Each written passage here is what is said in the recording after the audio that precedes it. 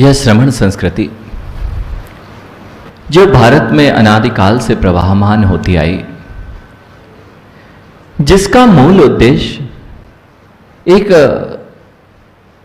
आत्मा किस प्रकार से अपने उत्कर्ष को प्राप्त करते हुए उस परम उत्कृष्ट अवस्था को प्राप्त कर सकता है जो जीव को आज तक प्राप्त नहीं हो सकी। श्रमण संस्कृति स्वयमेव यह कह रही है कि श्रम के माध्यम से जहां भक्त से भगवान बनने तक की यात्रा प्रारंभ की जाती हो, वह श्रमण संस्कृति जिसमें श्रम के माध्यम से आत्मा के गुणों का विकास करते हुए एक सामान्य आत्मा परमात्मा बन सकती है, वही श्रमण संस्कृति जिसमें अनेक जीव इस श्रम और अध्यात्म के बल पर अनेक सिद्ध परमात्मा पद को प्राप्त हुए हैं। ऐसे उस अध्यात्म की विद्या को यदि कहीं पर पिरोया गया और बताया गया, उसका नाम था यह श्रमण जिन संस्कृति। आखिर अध्यात्म जिसे मैंने अभी तक जाना और पढ़ा है, वह अध्यात्म क्या हुआ करता है? यदि इसकी उत्कृष्टता पर आपको जाना है तो नियम से आपको ऐसे महानतम ग्रंथों को आचार्य भगवान कुंद कुंद देव के ग्रंथों का अध्ययन करना ही पड़ता है।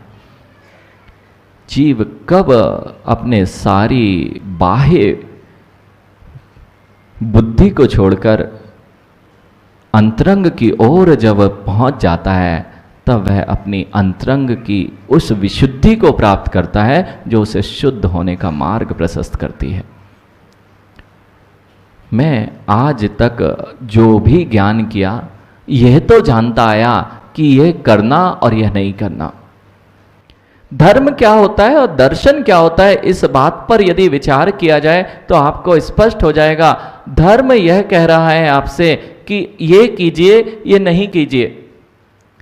धार्मिक भावनाएं जब भी होती हैं, धर्म जहां भी होगा तो वह क्रिया की प्रमुखता से कथन करता है कि यह कार्य आपके लिए श्रेष्ठ है अथवा यह कार्य आपके लिए अहितकारी है। ऐसी विवेक और बुद्धि जागृत करने का नाम धर्म हुआ करता है। लेकिन यह धर्म करते करते जीव धार्मिक तो कहला सकता है, लेकिन धर्म के पीछे रहस्यों को यदि पकड़ना है तो धर्म के पीछे छुपे हुए सिद्धांत अर्थात दर्शन पक्ष की ओर आपकी प्रज्ञा को ले जाना चाहिए। मैं क्या क्रिया कर रहा हूं, इसके पीछे मेरे सिद्धांत क्या हैं, इस बात को ध्यान रखना है। शर्मा जी, महावीर भगवान जो आज से लगभग 2600 वर्ष पूर्व इस भारत की भूमि पर हुए थे, वे तो एक संवाहक के रूप में इस संस्कृति को, जिन संस्कृति में हुए थे, ना कि उन्होंने इस संस्कृति का प्रारंभ किया था। वे अध्यात्म की उस विद्या को जो अनादिकाल से इस भारत की भूमि पर सिंचित होती आई थी, उस विद्या के मात्र संवाहक के रूप में, और जब उन्होंने उसी विद्या का पालन करते हुए अपने उस परम उत्कृष्ट केवल ज्ञान को प्राप्त किया, फिर वही की वही विद्या जगत के सर्व जीवों के लिए प्रतिपादित की। यह जिन शासन में रुपेश कोई भी प्रवचन कभी जैनियों के लिए होता ही नहीं था। कभी भी जैन दर्शन में जितने भी तीर्थंकर भगवंत हुए, चाहे आदिनाथ भगवंत से लेकर आज अंतिम तीर्थेश जिनका शासन चल रहा है, महावीर भगवान तक के काल के जितने भी तीर्थंकर भगवंत हुए, उन्होंने जब भी उपदेश दिया, कभी भी जैनियों के लिए उपदेश नहीं दिया, वह तो प्राणी मात्र के लिए उपदेश दिए थे। मानव जाति का विकास जिन्हें ना दिखता था, मानव जाति मात्र का विकास जिन्हें नहीं दिख रहा था, एक गौवंश अथवा किसी एक विशेष पशु त्रियंच की जिनको करुणा नहीं थी, जिनके अंदर में एक इंद्रिय से लेकर पंच इंद्रिय सभी जीवों के प्रति करुणा थी, वह सिद्धांत जो प्रतिपादित किए गए थे वह इसी महानतम जिन दर्शन की सैद्धांतिक भूमि पर खड़े हुए थे। आपने बहुत बार सुना कि जीव को मार देना हिंसा होती है, जीव को बचा लेना हिंसा होती है, अहिंसा होती है, और जीव का किसी ने यदि कोई घात किया है उसका नाम हिंसा है। लेकिन आज जो जिन दर्शन की अहिंसा है उसको आपको समझना पड़ेगा।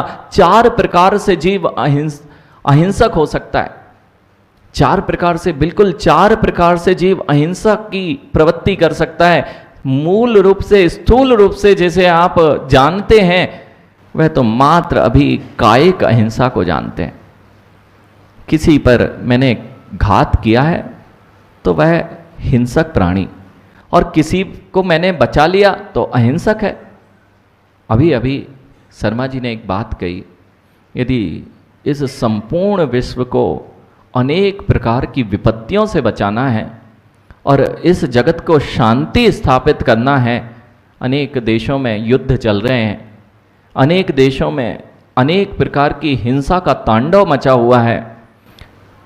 देशों में ना जाएं तो अपने ही देश की बात करें तो नैतिक मूल्यों का ह्रास जितना आज हो चुका है, वह मूल कारण उसका यदि कोई है तो धार्मिक संस्कारों का और जिन महावीर भगवान के सिद्धांतों का इस जीव के शिक्षा का अभाव होना है। यह प्रक्रिया अंग्रेजों के समय से प्रारंभ हो गई थी। नैतिक मूल्यों को ह्रास करने की यह प्रक्रिया अंग्रेजों के समय से प्रारंभ हो चुकी थी कि यदि ये बच्चे धर्म से जुड़ जाएंगे तो ये मेरे वशीभूत नहीं हो सकते, सबसे पहले इनको धर्म से अलग किया जाए। और यही हुआ जब लॉर्ड मैकाले ने यहां पर आके देखा कि इतना समृद्ध राष्ट्र और इतने श्रेष्ठ मूल्यों के सहित यदि कोई रहता है जहां किसी भी प्रकार की अशांति नहीं, कोई भी गरीब नहीं, सारे लोग एक दूसरे के लिए वात्सल्य और प्रेम की भाव रखते हों, क्यों भी ना हो। यानी जिस ऋषभ जिस देश में सिंह और गाय एक घाट पर पानी पी सकते हो, तो फिर मानव एक साथ कैसे नहीं रह सकते। शर्मा जी, यदि कोई बहुत प्रभावी व्यक्ति इस सभा में आ जाए तो 2 व्यक्ति आपस में लड़ते मिल सकते हैं क्या? काला जी, यदि कोई बहुत यहां का, आप यहां पर बैठे हुए हैं और किसी 2 व्यक्तियों में विसंवाद हो गया है, वह विसंवाद हुआ और जैसे ही आपके सामने इधर का मुख्यमंत्री आके खड़ा हो गया, अब आप अपने विसंवाद करेंगे कि अपने आप विसंवाद समाप्त हो जाएंगे?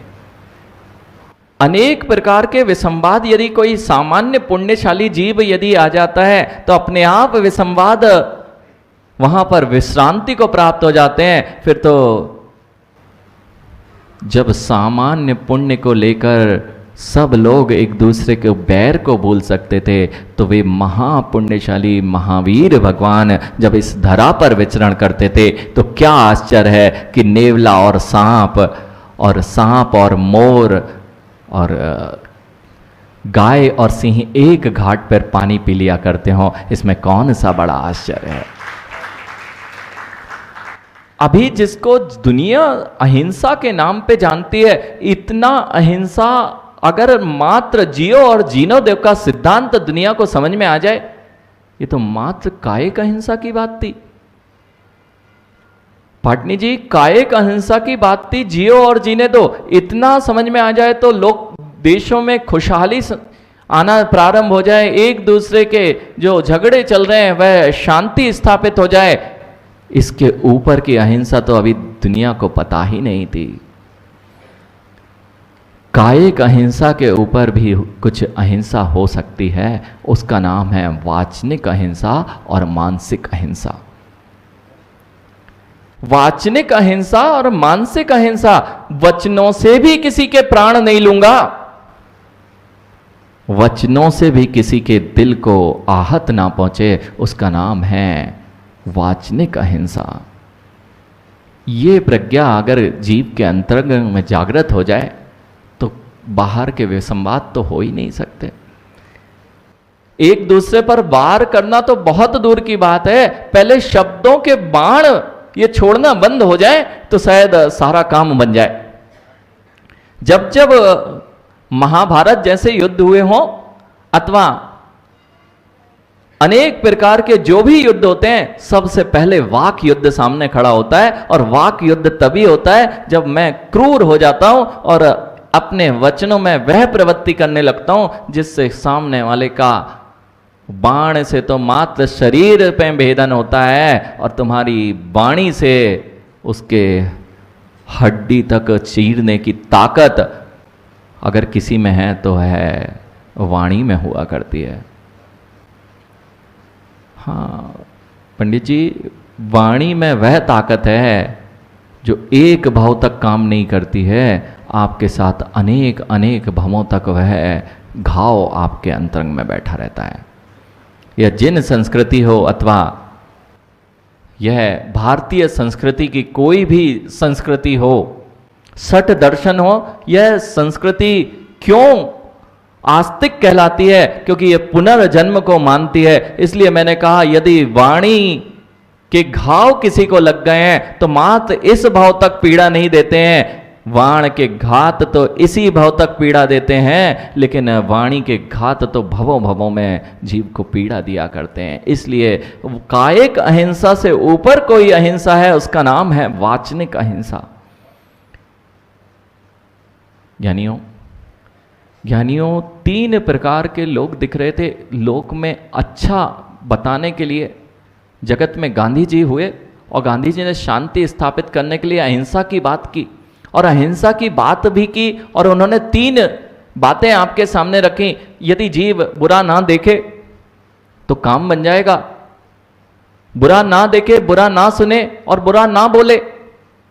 इससे शांति स्थापित करने की एक पहल की गई कि जीवन में अच्छा जीवन चलाना है तो किसी के प्रति आप बुरा मत देखिए, कोई भी वस्तु में आप बुरा मत बोलिए और बुरे शब्दों को नहीं सुनिए, तो आपके और समाज में शांति स्थापित हो सकती है।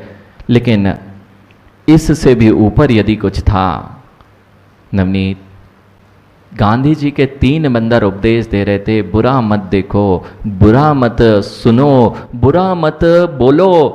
लेकिन महावीर भगवान का एक ही उपदेश काफी था, तीनों की जगह यदि यह रख दिया जाए तो ये सारे काम हो जाएं, बुरा मत सोचो। जिसके अंदर में किसी के प्रति बुरी सोच ना आए, किसी के प्रति उसके राग द्वेष के परिणाम ना हो, वह कभी भी किसी के प्रति बुरा बोल नहीं सकता, उसकी निगाहें कभी बुरी हो नहीं सकती और उसके कानों में मात्र उसी को प्रवेश दिया जाता है। जैसे छन्नी लगाई जाती है ना, मां दूध छानने के लिए क्या करते हो? कचरा वहीं और मात्र जो शुद्ध छना हुआ दूध है वही।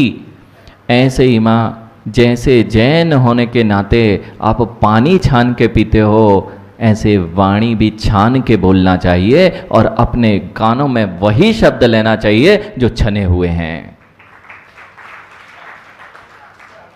पानी छानने से मात्र काम नहीं बनता है, यह पानी छानने की प्रक्रिया कायिक अहिंसा थी और वाचनिक अहिंसा थी कि वाणी भी छान के बोलो। ऐसी वाणी बोलिए। हाँ, ये सुना है आपने, सभी लोग जानते हैं। ऐसी वाणी बोलिए मन का आपा खोए। अब तो बोलते ऐसे हैं कि सामने वाला का आपा खो ही जाता है और वह भी क्रोध में आ जाता है। मन का आपा खोने की जगह सामने वाला अपना आपा खो बैठता है, क्योंकि तुमने ऐसे वचन बोले हैं जो सामने वाले के लिए घातक हो जाते हैं और वह तुम्हारे लिए घातक हो जाता है। इसलिए वाचनिक कायिक, उसके ऊपर यदि कोई अहिंसा थी उसका नाम था मानसिक अहिंसा। यानी इस पर यदि विचार करने लग जाए जीव, परिणामों को सबके प्रति निर्मल रखने लग जाए, तब होती है यह मानसिक अहिंसा। माँ, ये भावनाएं, आप 12 भावनाएं पढ़ रहे हैं शर्मा जी, ये 12 भावनाओं का कथन जीव के भावों के सुधारने के लिए है। आपने यदि कभी सुना हो, जैन दर्शन में 12 भावनाएं बहुत प्रचलित हैं और घर घर में प्रत्येक बालक से लेके बड़े तक 12 भावनाओं का पाठ किया करता है। यह 12 भावनाएं इस जगत की सत्यता से जीव को परिचित कराती हैं कि मैं अभी तक इस जगत में क्यों भ्रमण करता आ रहा हूं, क्योंकि मैंने कभी भी अपनी भावनाओं को नहीं सुधारा, जिससे मैं अपने अंतरंग के भावों को कभी नहीं सुधार पाता। ऋषभ, जो तुम्हारी भावना है वह भावना होने पर भी भाव रूप में नहीं होती। शर्मा जी, आपकी भावना कई बार अच्छी होती है, लेकिन वर्तमान के भाव कलुषित हो सकते हैं अथवा विपरीत हो सकते हैं। ऐसा नहीं होता क्या? हमारी ऐसी भावना नहीं थी, ये शब्द नहीं बोला आपने, फिर भी वह कार्य हुआ है, अर्थात अभी भावनाओं ने आपके भाव पर प्रभाव नहीं डाला है, इसलिए वह कार्य हो गया है। यदि आपके अच्छे होने के भाव थे, भावनाएं थीं, और वर्तमान में भाव विकृत हो गए हैं, हमारा ऐसा उद्देश्य नहीं था उनको ऐसा बोलने का। क्या बोलते हैं? ऐसे शब्द तो आपने सुना ना, शास्त्रीय भाषा में, आगमिक भाषा में आप सुने तो ये समझ नहीं पा रहे थे, तो मैंने बिल्कुल सरल भाषा से आपको कहा कि मेरा ऐसा कोई भाव नहीं था, लेकिन भाव तो दिखा था। अभी तो आपने गुस्सा करके दिखाई थी, अभी तो आपने उनको बुरा भला करके दिखाया था। ये आपकी भाव जो हैं वह कलुषित हैं, क्योंकि भावनाएं कभी स्वच्छ नहीं हुई हैं, इसलिए भाव भी कलुषित ही होते हैं। इसलिए मैंने कहा कि जब जब मुझे अपने अंदर में इस देश की या राष्ट्र की, समाज की, पारिवारिक शांति चाहिए हो, तो सबके प्रति तुम्हें मानसिक अहिंसा की ओर ध्यान देना होगा कि मैं ऐसी विचारधारा ही अपने मन में नहीं लाऊंगा। यदि विचारधारा मन में आ गई तो बस वह वचनों में आने में समय नहीं लगता और उसे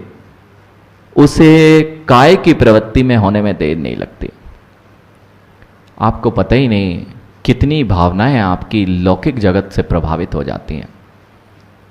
शर्मा जी, आज की जो यह जिंदगी, जीवन चल रहा है, इसमें जिस प्रकार की प्रवृत्ति देखी जा रही है, उसके पीछे है कि जीवों के पास विचारधारा का अभाव होता जा रहा है।